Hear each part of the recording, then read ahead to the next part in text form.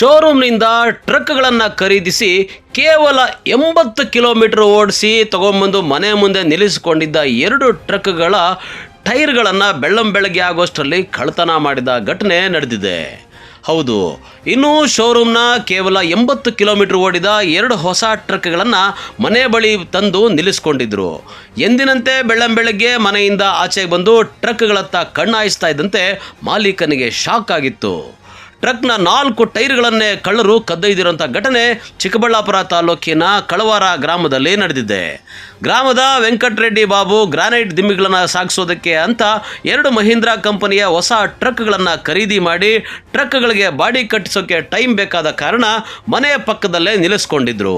ಆದರೆ ಈ ಹೊಸ ಲಾರಿಗಳ ಮೇಲೆಯೇ ಕಣ್ಣು ಹಾಕಿರೋ ಕಿಲಾಡಿ ಕಳ್ಳರು ಸೋಮವಾರ ರಾತ್ರಿ ಒಂದು ಲಾರಿಯ ಹಿಂಬದಿಯಲ್ಲಿದ್ದ 4 ಹೊಸ ಟೈರ್ಗಳನ್ನು ಡಿಸ್ಕ್ ಸಮೇತ ಕದ್ದೊಯ್ದಿದ್ದಾರೆ.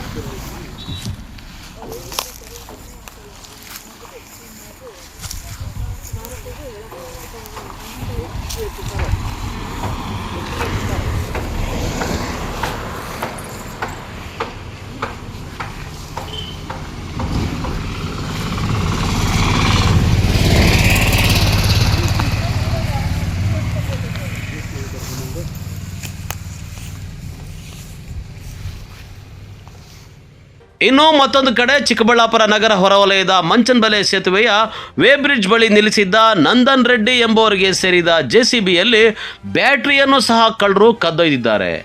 2 ಯುವಕರು ಕಳ್ಳತನ ಮಾಡಿರೋದು CCTVಯಲ್ಲಿ ರೆಕಾರ್ಡ್ ಆಗಿದೆ.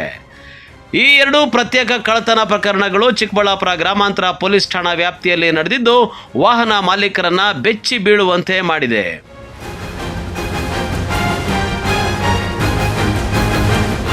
ಕ್ಯಾಮ್ರಾಮನ್ ಪ್ರವೀಣ್ ಜೊತೆ ಕಳವಾರ ಅರುಣ್, MMTV ನ್ಯೂಸ್, ಚಿಕ್ಕಬಳ್ಳಾಪುರ.